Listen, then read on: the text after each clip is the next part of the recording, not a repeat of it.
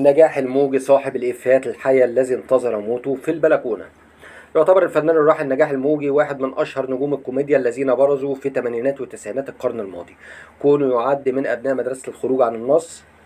وعلى مدار مسيرة فنية امتدت نحو 27 عام قدم نجاح الموجي خلالها العديد من الإفيهات التي لا تزال محفورة في أذهان محبيه وتستخدم حاليا عبر مواقع التواصل الاجتماعي. وصادف اليوم 11 يونيو الذكرى الثمانين لميلاد نجاح الموجي، حيث أنه من مواليد 1945. جملة صح بس حنكر هي جملة شهيرة قالها نجاح الموجي حينما كان يجسد شخصية الهرم تاجر مخدرات في فيلم الكيت كات، وسأله الضابط أنت بتتاجر في المخدرات؟ ليرد عليه قائلا صح بس حنكر.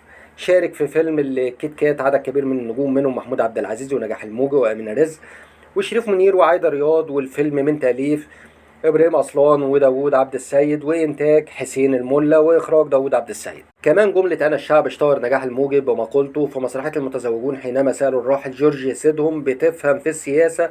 ليرد عليه قائلا أنا الشعب. وشارك في المسرحية عدد من النجوم، منهم جورج سيدهم وسامر غانم وشيرين ونجاح الموجي ومحمد التاجي وأحمد ماهر، والمسرحية من تأليف فيصل ندى وإخراج حسن عبد السلام. كمان جملة يا بخت من وفق راسين، كما أطلق نجاح الموجي في نفس المسرحية إفيه علت بسبب ضحكات الجمهور حينما سألوا جورج سيدهم قائلا ايه رأيك يا مزيكا في سياسة الوفاء؟ ليرد عليه قائلا يا بخت من وفق راسين.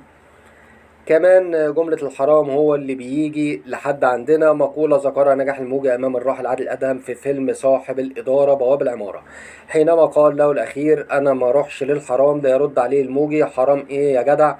إحنا ما بنروحش للحرام، الحرام هو اللي بيجي لحد عندنا. وشارك في الفيلم عدد من النجوم، منهم نجاح الموجي وعادل أدهم وصفية العمري وحسين الشربيني ونادية الجندي، والفيلم من تأليف وإخراج نادية سلام. ليه يا بنفسج والألف جنيه. تعاون نجاح الموجي مع الشاعر سيد حجاب من خلال أغنية ليه يا بنفسج، وقد عرض مبلغ وقدره 1000 جنيه لمن يفهم كلماتها، وذلك بسبب شدة صعوبتها. تعد أغنية سلم لنا على الطرماية التي قدمها نجاح الموجي في فيلم أيام الغضب سنة 1989 علامة فارقة في مسيرته الفنية، دفعه نجاحها الساحق لتقديم أغاني أخرى. وكان نجاح الموجي قد تحدث في كواليس تجربته في الغناء اللي بتعتبر الأولى في مشواره الفني، قائلا إنه اقترحها لتخفف من قتامة ودرامة الأحداث.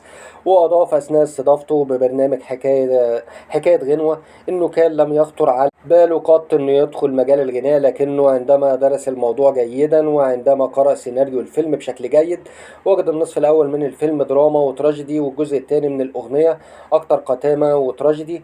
وأوضح الموجي إن الاقتراح لاقى قبولا لدى المؤلف والمخرج، وتم وضع الأغنية في الأحداث بعد أن كتبها الشاعر الكبير سيد حجاب، لافتا إلى أن مصدر الموسيقى في هذه الأغنية هي المجموعة التي تغني بفمها بابا بابا. أما عن وفاة نجاح الموجي، روت الإعلامية أيتن الموجي قصة وفاة والدة نجاح الموجي من خلال مداخلة هاتفية في إحدى البرامج التلفزيونية. وقالت أيتن الموجي إن والدها قد أيقظها من النوم لتخبرها أن والدتها أيقظتها من النوم لتخبرها أن والدها مريض، فوجدته يصرخ في البلكونة من شدة الألم ويضرب بيده ويقول يا رب. ولفتت إلى أنها طلبت سيارة إسعاف ووجدتها معطلة، ثم اتصلت بمستشفى أخرى ووجدت السائق في إجازة، ومضيفة تواصلت مع شرطة النجدة من أجل إرسال سيارة إسعاف لها بعدما فشلت في محاولة الوصول إلى نقطة الإسعاف. وقتها كان نجاح الموجي يصرخ بشدة قائلا يا رب يا رب يا رب. وأرسلت الإسعاف سيارتين إلى نجاح، ولكن قبل وصولهما كان نجاح الموجي قد لفظ أنفاسه الأخيرة ليرحل في يوم 25 سبتمبر 1998 عن عمر ناهز 53 عام.